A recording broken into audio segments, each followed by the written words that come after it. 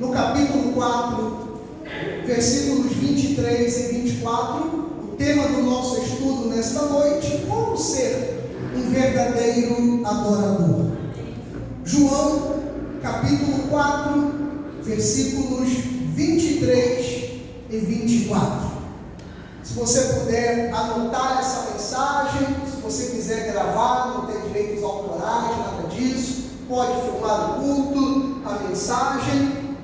Eu nem preguei essa mensagem, estou com um pedido já na internet por esse culto, Rebeca. Vai ter que correr com a gravação dessa mensagem.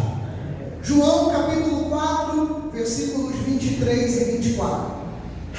Perdão, diz assim: mas vem a hora e já chegou em que os verdadeiros adoradores, então diga, verdadeiros adoradores, para poder gravar isso, existem verdadeiros, existem não verdadeiros, então, em que já chegou em que os verdadeiros adoradores adorarão o Pai. De que forma? Como é que é o verdadeiro adorador? É aquele que adora o Pai em espírito e em verdade, porque são estes que o Pai procura para seus adoradores. Pastor Marcelo, por que dentro dessa igreja não tem uma imagem de escultura como o Senhor pregou há um mês atrás? Por que não tem? Porque Deus é espírito. Está escrito no verso 24. E importa, olha aí, presbítero Robson, que os seus adoradores o adorem em espírito e em verdade. Então, que essa palavra abençoe a cada coração. Vamos então orar, vamos pedir ao Pai revelação no nome de Jesus. Pai Santo, Pai bendito, mais uma vez louvamos e engrandecemos ao Teu nome. Muito obrigado por esta oportunidade de voltarmos à Tua casa nesta noite.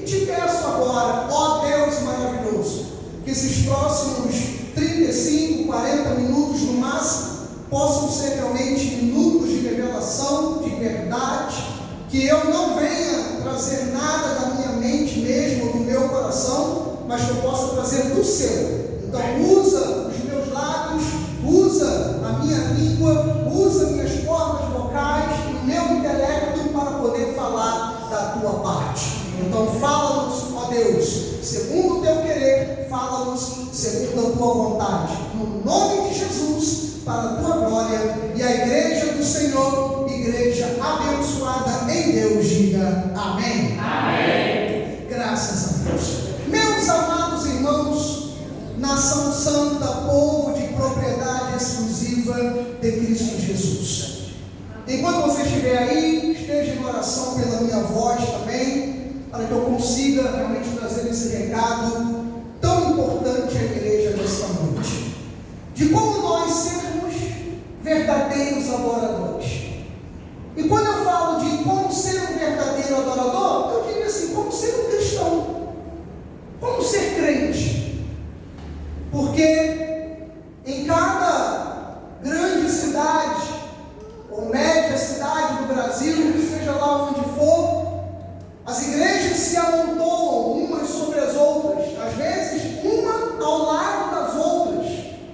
Tem um prédio aqui atrás, ali perto da delegacia de polícia, onde já chegou a ter 2 igrejas no mesmo espaço, praticamente. Quando eu comecei a pregar numa igreja lá em Xerém, em Duque de Caxias, com a pastora Renata, a nossa igreja, quando você subia a escada, era da porta do lado esquerdo e tinha uma igreja na porta do lado direito. E ficava o diácono daquela igreja que era da porta do meu lado direito, em pé no corredor. Ele via mais o culto da nossa igreja do que o culto da igreja deles. Então, as igrejas se amontoam, o número de crentes cresce a cada dia, mas fica aquela pergunta: será que Jesus continua procurando um verdadeiro adorador?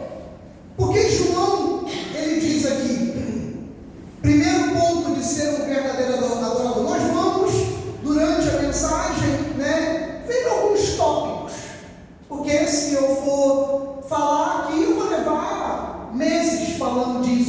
existem várias formas de nós sermos verdadeiros adoradores.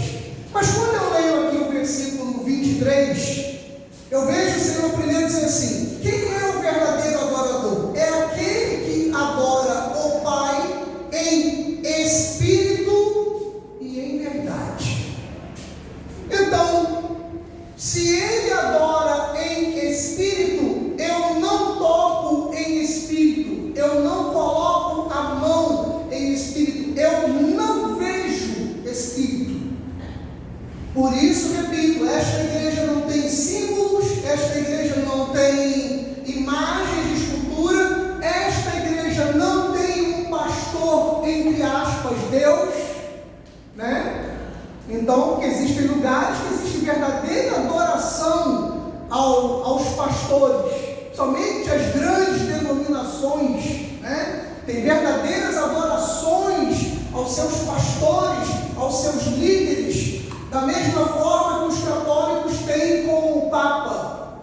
Então, não existe isso aqui dentro desta igreja. Você está diante de um homem falho, de um homem que, entre aspas, comete às vezes seus pecados, seus erros. Eu sou humano como você. Então, aqui eu posso ser uma referência para a sua vida, mas você não tem que me ver como uma divindade, como existem em muitos lugares por aí.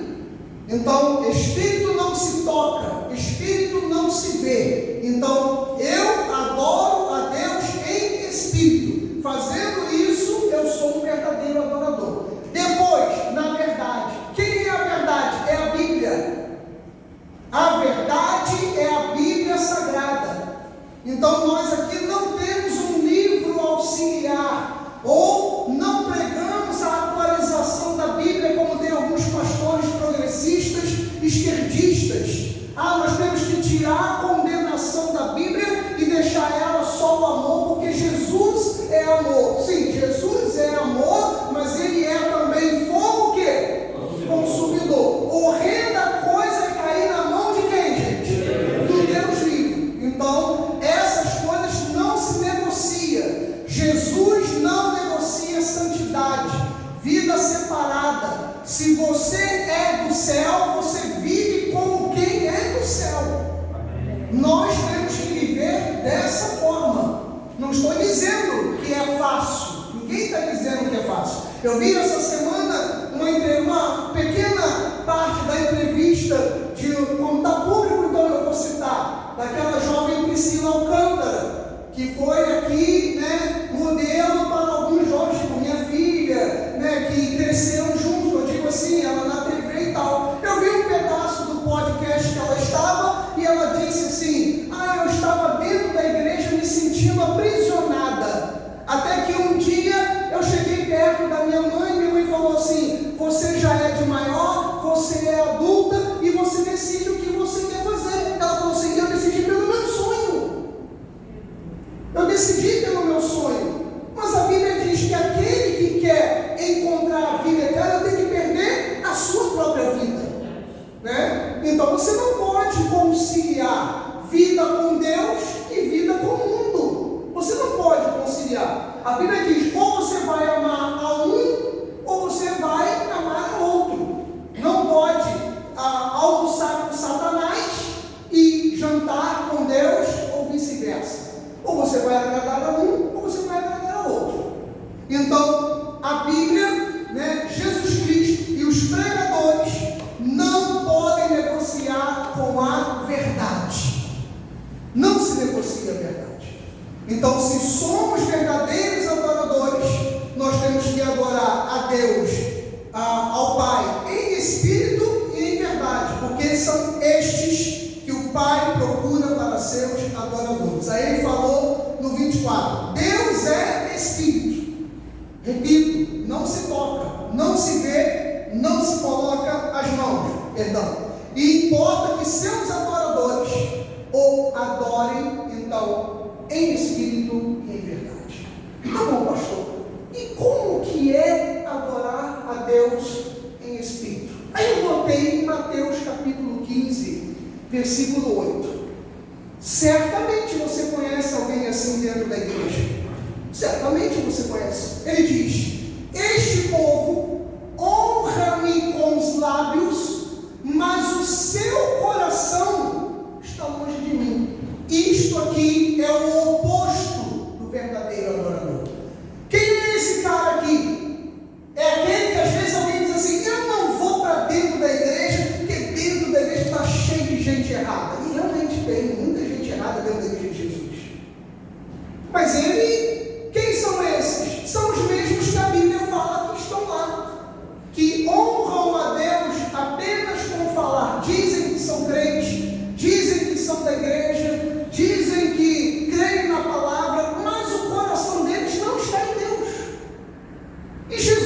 sabe quem é. São aqueles caras que de repente quase desviaram a mim e você da igreja.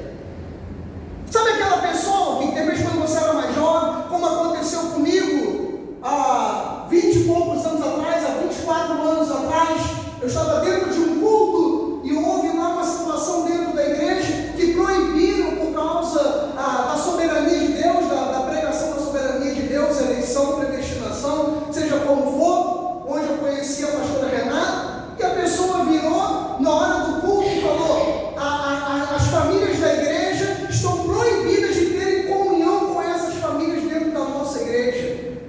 E eu estava sentado assim onde está a Viviane com a Renata do meu lado, a pastora, e eu levantei, vim para frente aqui do culto, eu falei: agora eu vou quebrar a cara desse presbítero aí, irmão. E eu levantei, fiquei na frente ali, o cara falando, e o diabo lá no meu ouvido: vai lá, quebra a cara dele mesmo no teu culto.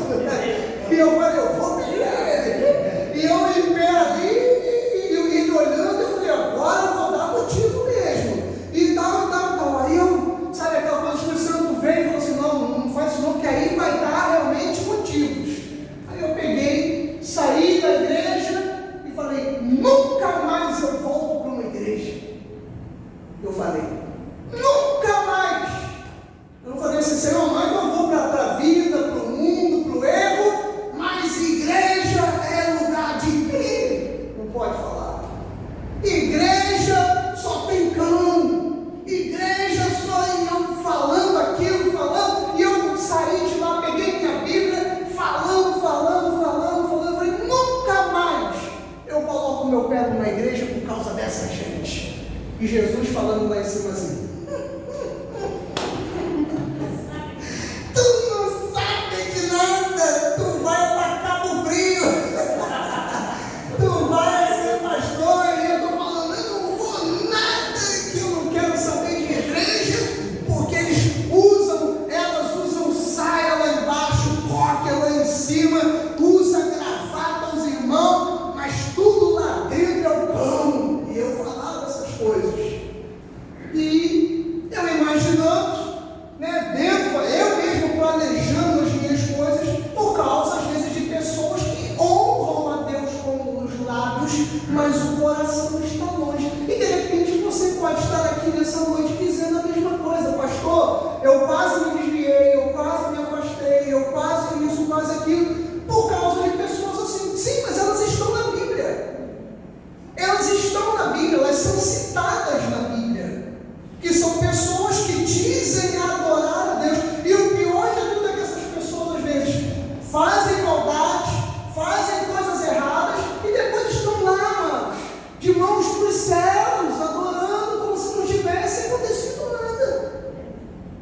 Como se não tivesse acontecido nada. Alguns anos atrás, eu estava com o presbítero Robson dentro da sala de recepção da rádio que a gente fazia programa. Entrou lá um pastor pulando no poder e batendo o pé. Um cara é um pilantra de mão cheia, que nós sabemos aqui. O Robson está rindo antes. Ele chegou para o presbítero Robson e falou assim: tem paz, tem canhona, tem. Este dia que tu vais casar esse ano. Aí o Robson já estava casado. Aí o Robson mostrou para ele assim: de novo, pastor? Aí de novo, pastor? Só que quando, aí mostrou a aliança, a bola. Aí ele virou: cara, mas os caras já são tão assim, já mentem tão descaradamente que eles nem sentem. Aí ele virou: tu casou e nem me convidou? Aí pegou, sentou lá no microfone da rádio e começou lá a profetizar de novo, falando em línguas. Então, às vezes a gente olha para isso e a gente imagina: será que isso que é evangelho? Será que é isso que é ser verdadeiro adorador? Porque se Deus está procurando na nossa visão humana, significa que não é tão fácil de se achar, né? Então, se Deus está procurando, apesar do número grande de pessoas que hoje professam a fé cristã, mas encontrar um adorador não é fácil. E eu não estou falando aqui apenas do momento de louvor que nós amamos na igreja, ou com uma palavra.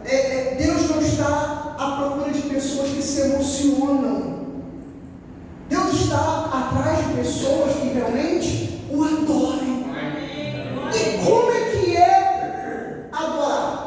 Como é que é ser um adorador? Então, como eu não posso me alugar muito da minha voz, eu separei aqui alguns tópicos. De repente, você estudando a Bíblia, você vai encontrar outros. E eu vi um onde Jesus é o próprio exemplo. Que talvez esse aqui, gente, seja o mais difícil para nós. Pastor, ser um verdadeiro adorador é adorar a Deus em espírito e em verdade, não é isso? É. Olha o primeiro ponto que Deus me deu, que eu acredito que vai falar ao seu coração como falou ao meu. Filipenses, capítulo 2, versículo 5. O apóstolo Paulo, ele começa a fazer um conselho muito interessante. Ele fala assim, ó: tende em vós o mesmo sentimento que houve também em Cristo Jesus. Olha, isso aí chega já arrepia. Porque Paulo disse assim, olha, você quer ser um verdadeiro adorador? Claro que ele não falou nessas palavras, né, diáconos? Mas ele quis dizer assim, se você quer ser cristão, tenha o mesmo sentimento que houve em Cristo Jesus. E ali eu entendi o seguinte: quer ser um verdadeiro adorador? Olha só esse tópico aqui, versículo 6.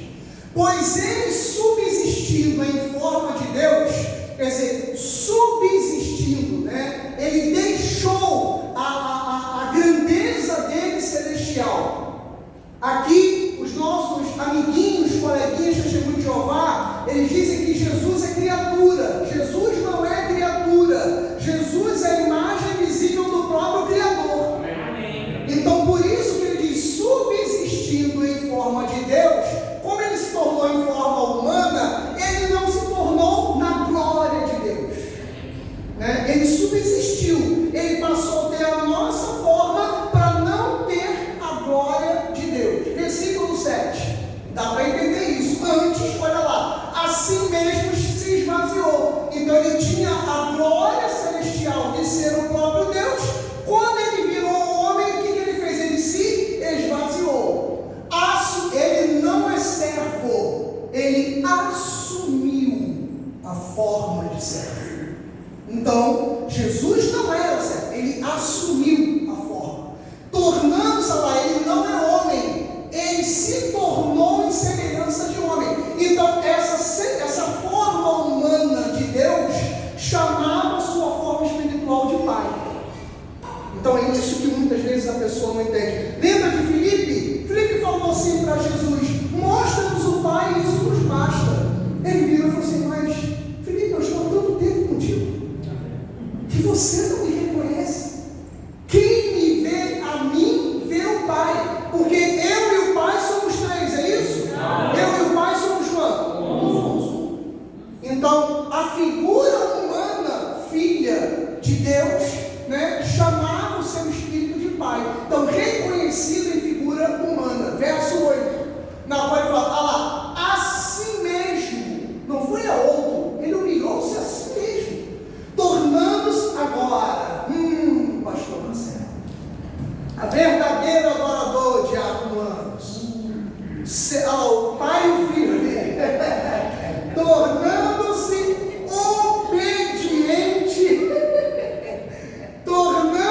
obediente, até onde, gente? Ferrou pra gente.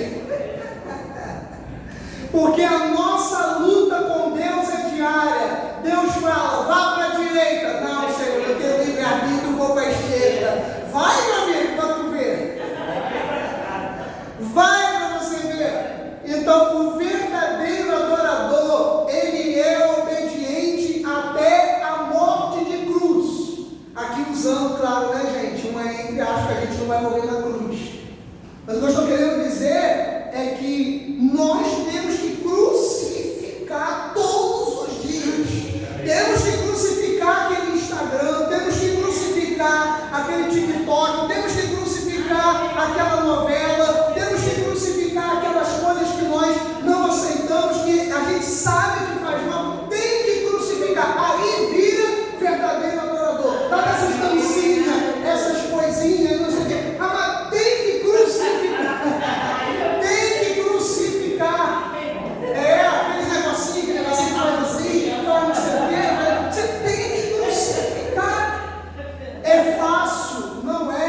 aquele colega de trabalho que tira teu sossego, aquele vizinho que inferniza, você tem que crucificar. Então, o primeiro passo de um verdadeiro adorador é ser obediente. Pastor, hoje eu fui na igreja, eu sou um verdadeiro adorador. A minha igreja estava toda escura, como a gente faz aqui no final. Eu me arrepiei da unha do pé, a ponta do cabelo. Eu sou verdadeiro adorador. Mas nem sempre. Nem sempre isso é um verdadeiro adorador. O verdadeiro adorador é aquele que obedece e segue a vontade de Deus, mesmo que ele tenha que se crucificar. Esse é ser um verdadeiro adorador. Olha lá, se esvaziou, olha lá, assim mesmo, volta ao 7, diaconisa Nilda, olha lá, ele se esvaziou. Nossa, quando eu li isso aqui, Deus estava no seu trono, ele falou, vou fazer minha figura humana, que eu vou chamar de meu filho, e eu vou me esvaziar. Gente, a gente se esvaziar dos nossos dogmas, se esvaziar da nossa vontade, a gente dizer, Deus, eu estou aqui, a minha vontade é essa, mas eu vou fazer a sua. Isso é se esvaziar. Isso é você ser crente, isso é você ser cristão, é você querer falar alguma coisa para alguém, você dizer, não, eu vou orar por essa vida, eu vou orar por essa pessoa, né? Se esvaziar, isso é ser um verdadeiro adorador. Volta lá 8, diaconisa Nilda, olha lá, assim mesmo se humilhou, tornando-se obediente até a morte de cruz. Versículo 9, olha só, pelo que também Deus o exaltou sobremaneira e lhe deu um nome que está acima de todo nome. Pastor Marcelo, o que acontece com aquele que se torna um verdadeiro adorador? Deus o exalta. Não é o mundo, Deus o exalta. Amado, aquela humilhação que você sofreu vai se tornar uma exaltação a Deus através da sua vida. Deus vai exaltar, Deus vai levantar. Onde nós passamos a vergonha, Deus nos dará dupla honra, como diz Isaías 61:7. E o que eu preciso fazer, pastor Marcelo? Eu preciso ser um verdadeiro adorador. Eu preciso ser obediente, mesmo que isso doa em mim como se fosse a cruz. Isso é ser um verdadeiro adorador. Pastor, eu não queria estar aqui na igreja hoje, eu não tinha forças para estar aqui. Você foi obediente, você está aqui, verdadeiro adorador. Pastor, esse mês eu não poderia dar o meu dízimo, mas eu abençoei, eu dei, ou eu vou dar. Isto é ser um verdadeiro adorador. Você está sendo obediente, mesmo que aquilo esteja te machucando, mesmo que aquilo esteja me doendo.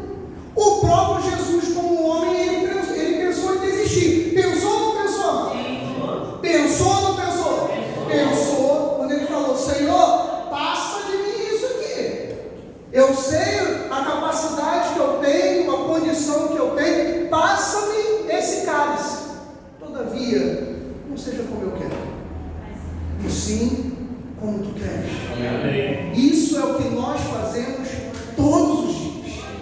Todos os dias. Não seja da maneira que eu quero, e sim da maneira que tu queres. Fazendo isso, o Senhor também exalta o nosso nome para a sua glória. Versículo 10, ele diz, para que aí no caso é o nome dele, o nome de Jesus, se dobre todo o joelho, nos céus, na terra e debaixo da terra. Versículo 11, e toda língua confesse que Jesus Cristo é Senhor, para a glória de Deus Pai.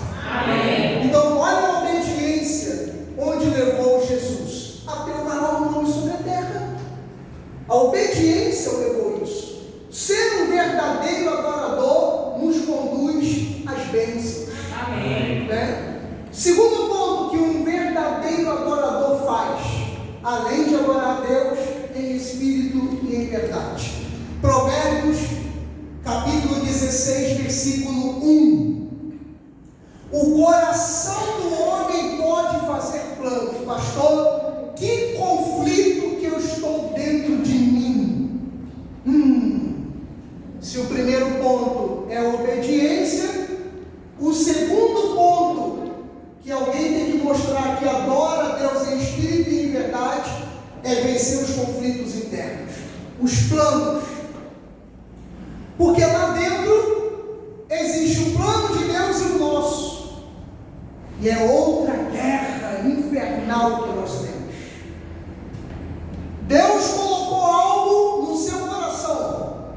Aí, só que lá dentro do seu coração tem um plano seu. E agora? E agora? Eu estou falando para crente. Não estou falando para o ímpio. Estou falando para crente.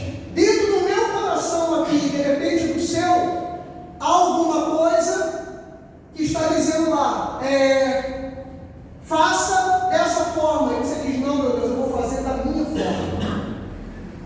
Entre tantas lutas que eu já passei aqui dentro desta igreja, e como eu tenho passado hoje, alguns anos atrás, eu fui a um culto e eu falei para Deus, domingo eu entrego a igreja ao antigo líder. Aliás, domingo não, na outra quarta. Eu vou à igreja domingo, eu vou pregar, e quando for na outra quarta-feira, eu vou até às 7, da igreja que a gente era ligado, e eu vou lá, e eu vou falar com o pastor que eu não quero mais continuar com a igreja. Houve um rebuliço de uma situação, que no sábado, eu tive que ir a uma igreja, no Rio, e eu fui lá naquela igreja, quer dizer, dentro do meu coração, já vi o plano, eu disse, quando chegar domingo, eu vou entregar a igreja em Cabo Frio, vou avisar os membros, e na quarta-feira eu vou entregar para o pastor líder, que estava tudo determinado no meu coração, tudo feito. Quando eu estava dentro daquela igreja, a irmã falou assim, ô bispo Marcelo, o irmão está aqui, não, o irmão não pode vir aqui sem nos trazer uma palavra. Aí eu cheguei no altar e eu comecei a pregar a palavra que eu tive lá, foi uma palavra sobre restituição de perdas e isso e aquilo, e na verdade a pastora também estava pensando em desistir, em parar, e eu não sabia. E a palavra que eu dei, eu estou vendo o irmão chorando, a mesma que me deu a oportunidade, ela cantando, glórias a Deus, glórias a Deus, glórias a Deus, ela botando a mão no coração, e ali eu fui então entregando, né, da palavra, o rolo, como as pessoas falam.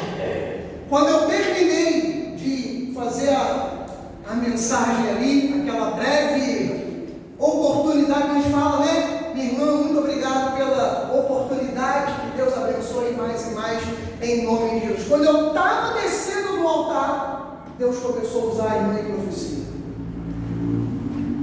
E aí, foi uma das coisas mais incríveis na minha vida, porque se eu tinha sido usado por Deus na palavra para ela, agora o mesmo Deus ia usá-la para falar comigo.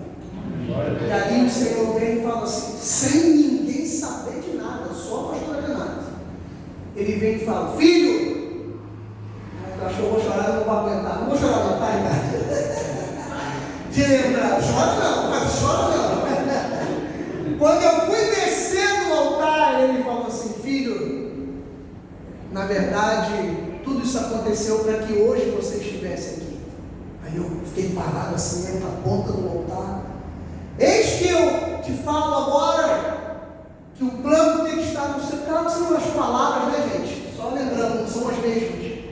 Mas os planos que estão no seu coração tem que ser os meus planos. Amém. E eu lhe digo uma coisa, fui eu que te coloquei em Cabo Frio. E você só vai sair de lá. Aí eu fui e pensei assim, rapidamente eu pensei assim, ele falou que um dia então eu vou sair. Eu pensei na mente, falou, e você só vai sair de lá, aí ele botou uma vírgula, e se eu quiser que você saia, vai ser no dia que eu quiser.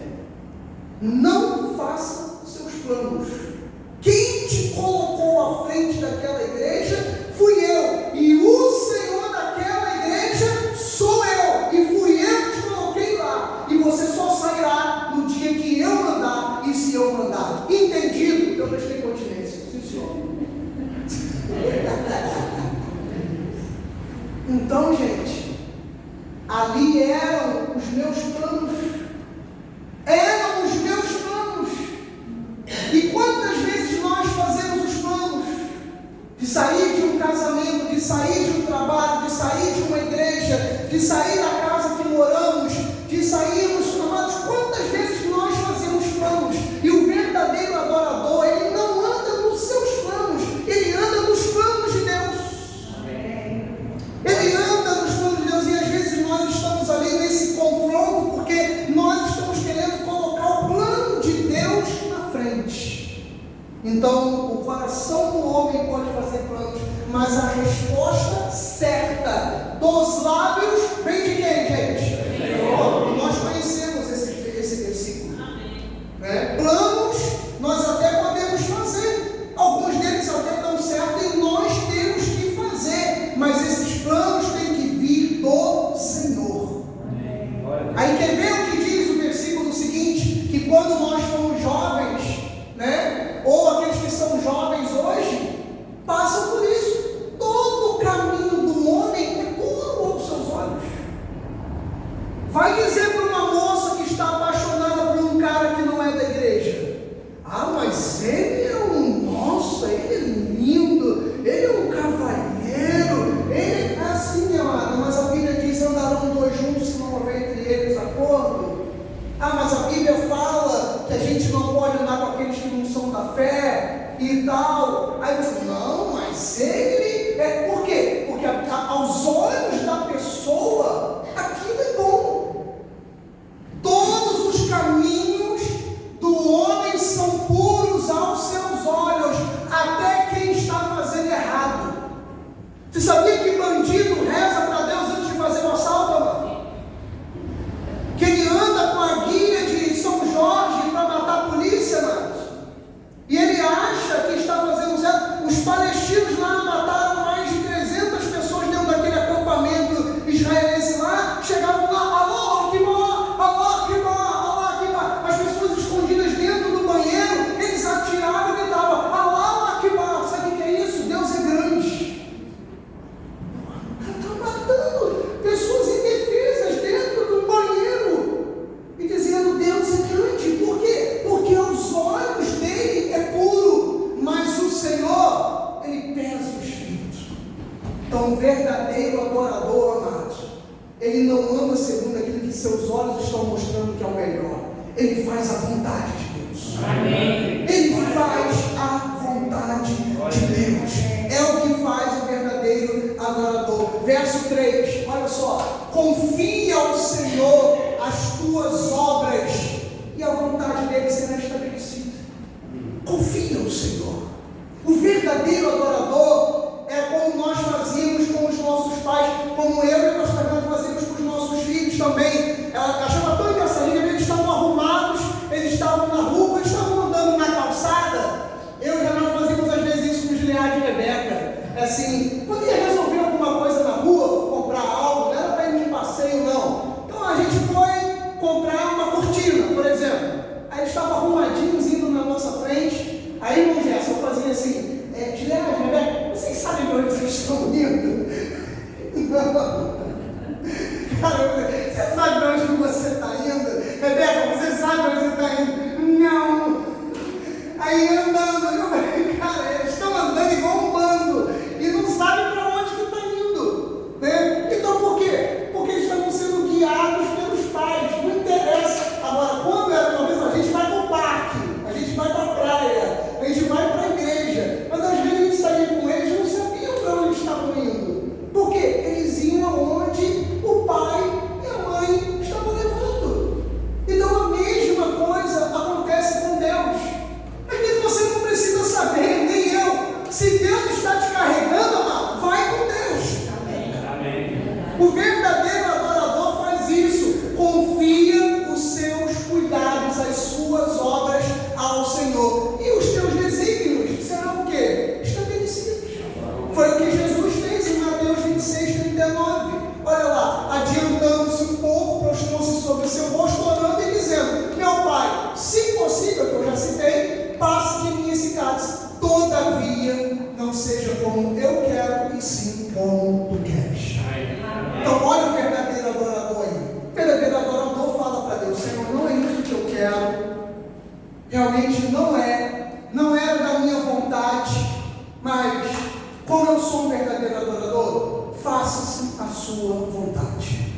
todavia não seja como eu quero, e sim como tu queres. Tá bom, pastor. E para terminar, qual a consequência disso no verdadeiro adorador? Porque, pastor, eu venho à igreja, eu dou meu dízimo, eu oro, eu sou fiel, não ando na prática do pecado, eu mantenho a minha vida íntegra, eu sou digno diante de Deus, mas, pastor, é cada luta, pastor.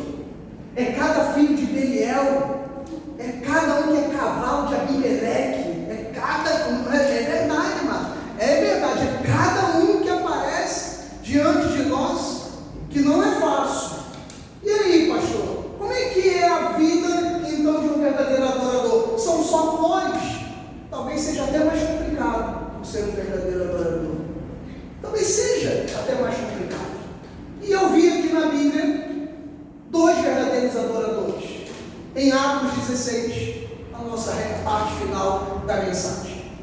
Vendo seus senhores, que se lhes fizeram esperança de lucro, pegaram Paulo e Silas. Então, os religiosos, gente, aqueles que pregam Jesus ou a obra, lembra de Mateus 15:8 que nós vimos? Honram a Deus apenas com os lábios, mas o coração está distante do Senhor. Essa galera aí pegaram Paulo e Silas e os arrastaram para a praça, à presença das autoridades. Versículo 20, dizendo: levando aos pretores, disseram: estes homens, sendo judeus, perturbam a nossa cidade. Um verdadeiro adorador tem que perturbar, amados. É por isso que de repente você não é mais chamado para aquele churrasco de família. Talvez seja por isso que você não é mais chamado para aquele churrasco de final de ano da empresa. Talvez seja por isso que aquele vizinho te odeia. Que aquele cara lá, teu concorrente, você nunca trocou uma palavra com ele e o cara cospe quando você passa. Porque um verdadeiro adorador perturba aquilo que é errado, ou aqueles que são errados. Dizia, um pastor antigo, e que ele falava que se você é crente e nada está acontecendo na sua vida, se você não está incomodando nada, não está incomodando ninguém, é porque você não está sendo luz. E nós precisamos ser luz, nós precisamos incomodar. E às vezes esse incômodo acontece até dentro de casa. Até dentro de casa, com um familiar, com um parente, acontece. Por isso que Jesus falou que não veio para ajudar, veio para dividir. Lembra? Mas Jesus veio para dividir isso, dividir quem é verdadeiro adorador e quem não é. Então, eles perturbavam, olha só a visão daqueles homens, eles perturbam a nossa cidade, porque estão tirando o nosso lucro. Versículo seguinte, 21, propagando costumes que não podemos receber, nem praticar, porque nós somos romanos, porque nós somos mundanos. Crente tem que amar o pecador, aquele que ele não deve, é verdade, mas ele não tem que aceitar. Então o que nós vemos hoje no meio chamado evangélico? Se você é adúltero, continue adúltero. Se você é homossexual, continue homossexual. Se você é ladrão, corrupto, continue, porque Jesus te ama do jeito que você é. Não. Deus ama a pessoa do jeito que a pessoa está. O que nós temos que diferenciar dentro da igreja é o ser, o é e o estar. Você pode estar adúltero, você pode estar homossexual, você pode estar ladrão, você pode estar corrupto, pode estar como for, mas você tem que deixar de ser e tem que se tornar um verdadeiro adorador. Aí um verdadeiro adorador é santo, é digno, é separado, é salvo. Então aí é um estado permanente. Então eles não aceitaram Paulo e Silas e diziam que não podiam praticar porque eles eram romanos. O que aconteceu com o verdadeiro adorador? Aquilo que às vezes acontece comigo e com você. Somos perseguidos, somos presos, somos maltratados, sofremos, porque nós pregamos a verdade, porque nós somos verdadeiros adoradores. E diz então no versículo seguinte, o 22, levantou-se a multidão unida contra eles. É isso que está acontecendo lá no seu trabalho? Quando você diz assim, pastor, nem me lembro, amanhã é segunda-feira, amanhã, 8 horas da manhã, 9 horas da manhã, eu estou lá de novo. Pastor, amanhã eu estou lá outra vez. Ou então, pastor, eu estou aqui, eu estou no céu. Daqui a pouco eu vou ter que voltar para minha casa, vou ter que encarar aquele marido, aquela esposa, aqueles filhos que só me tiram minha paz. Levantou-se a multidão unida contra eles, e os pretores rasgaram-lhe as vestes e mandaram açoitá-los com varas. Rasgaram as suas, ficaram nus na praça, ficaram nus na praça, e vieram com os açoites, olha, nas costas de Paulo e Silas. Pastor, por que eles estavam apanhando? Por serem verdadeiros adoradores. Talvez eu e você estejamos apanhando porque nós somos verdadeiros adoradores. Se eu tivesse, repito, tá, gente, eu não vou dizer isso que é, talvez se eu estivesse fazendo algumas coisas fora da Bíblia aqui, essa igreja tivesse o triplo do tamanho. Eu não estou dizendo, pastora Fátima, que quem é grande está fazendo coisa errada. Seria muita maldade minha, né? Falar uma coisa dessa. Mas estou dizendo de mim. Talvez se eu estivesse fazendo alguma coisa que não deveria ser feita, talvez eu estivesse aqui com o triplo do tamanho. Por quê, pastor? Porque o mundo açoita aquele que quer ser um verdadeiro adorador. Rasgaram-lhe as vestes e mandaram açoitá-los com varas. Verso 23, e ele diz: e depois de eles darem muitos açoites, os lançaram no cárcere, ordenando ao carcereiro. Olha como eu e você somos perigosos. Olha como é que Paulo e Silas eram perigosos. Olha como é que um verdadeiro adorador é perigoso. Chegaram os carcereiros. Não é o que está acontecendo hoje no nosso país. Se você fala, eu sou brasileiro, a minha cor é verde e amarela, eu falo sobre Deus, pátria e família, o que fazem com você? Te prendem, porque você não pode falar isso, você não pode dizer que é patriota, você não pode dizer Deus em primeiro lugar, minha família, que casamento é homem e mulher, você não pode falar isso, porque os carcereiros têm que prender com toda segurança. Você jogar o que está errado, ninguém está dizendo que é certo, você jogar uma cadeira de um palácio de Brasília, jogar lá na rua, você pega 20 anos de cadeia se não morrer de diabetes lá dentro. Agora, um assaltante, um traficante, um estuprador, fica no máximo 2, 3 anos e sai da cadeia, amados. O que é isso? Exatamente o que está acontecendo hoje. Então você vê, guarde com toda segurança, porque eles são perigosos. Essa gente, não é assim que falam nos jornais? Essa gente. E os bandidos, amado? Bandido pode ficar solto, bandido tem direitos humanos. Mas e quando fala a verdade? Essa gente tem que ser calada. Olha lá, a mesma coisa na Bíblia. Só mudam, gente, as épocas, né? Mas o diabo é o mesmo. Então, guardasse com toda segurança. E agora, pastor Marcelo, antes de terminar, o que faz um verdadeiro adorador? Como é ser um verdadeiro adorador, pastor Marcelo? Diz aí para mim. Como é a dor no seu coração? É verdade. Pastor, naquilo que eu estou passando, é verdade. Pastor, eu estou apanhando, pastor, que o senhor não tem nem ideia. Como eu estou apanhando na vida, pastor? Como é que eu estou apanhando na minha vida financeira? Como é que eu estou apanhando na minha integridade, pastor? Olha, o senhor não tem ideia. Pastor, eu estou a ponto de me revoltar. Não pode, porque um verdadeiro adorador faz isso aqui, olha só. Versículo 24.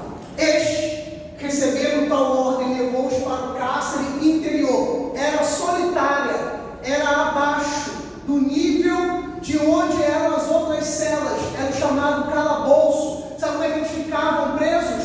2 homens amarrados um ao outro nus, com bolas, aquelas bolas de ferro nos pés, e eles algemados um ao outro. Você imaginou um homem agarrado ao outro, encostando a genitália um no outro, e machucados nas costas com as bolas de ferro nos pés, com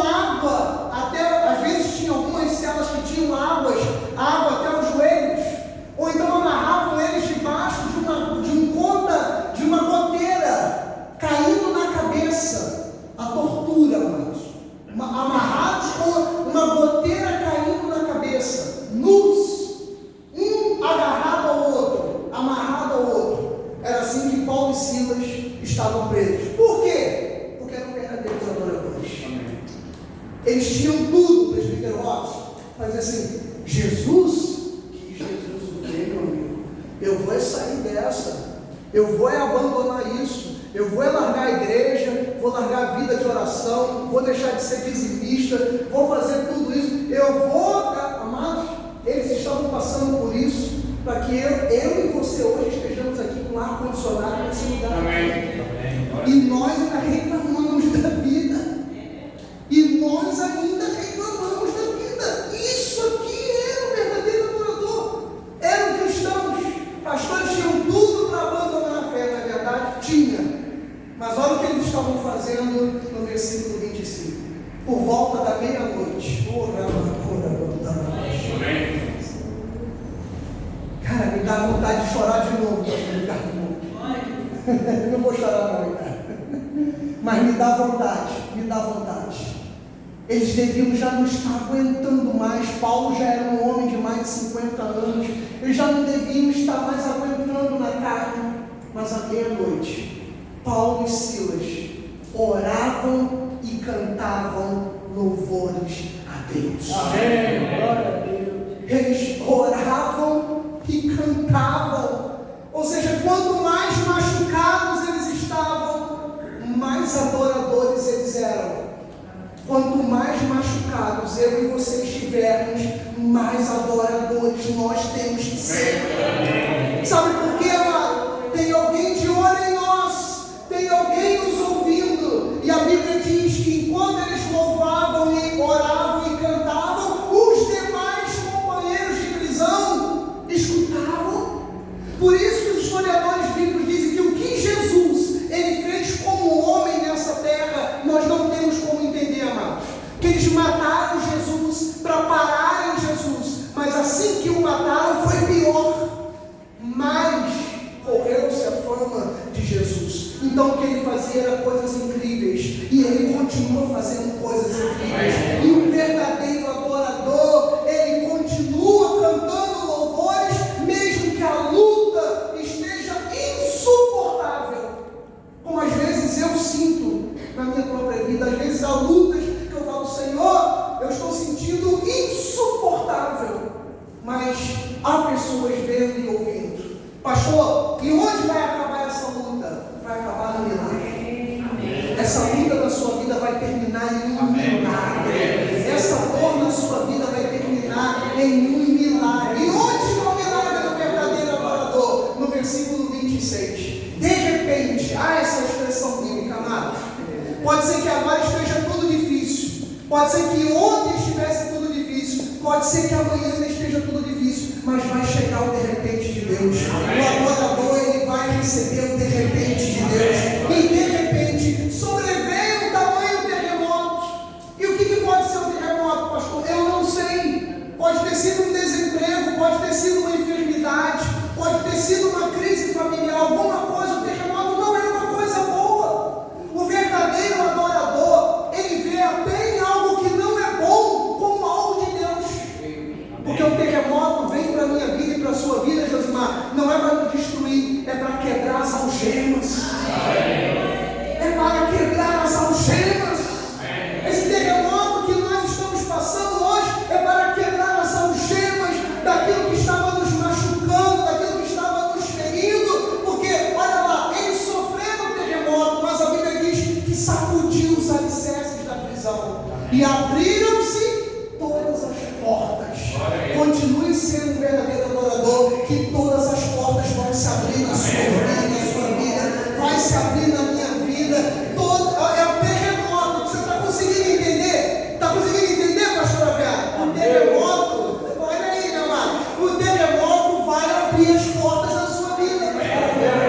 Os terremotos, eles vão abrir as cadeias, e abriram-se as portas e soltaram-se as cadeias de todos. Às vezes a gente olha e fala assim, isso veio para me destruir. Não, veio só para quebrar as algemas. Veio só para arrebentar aquelas bolas que estavam apertando um homem colado no outro. É ali que Deus opera. É aí onde Deus está operando. É aí onde Deus está agindo. É aí onde Deus está cuidando. É aí onde Deus está fazendo. É aí onde Deus está preparando.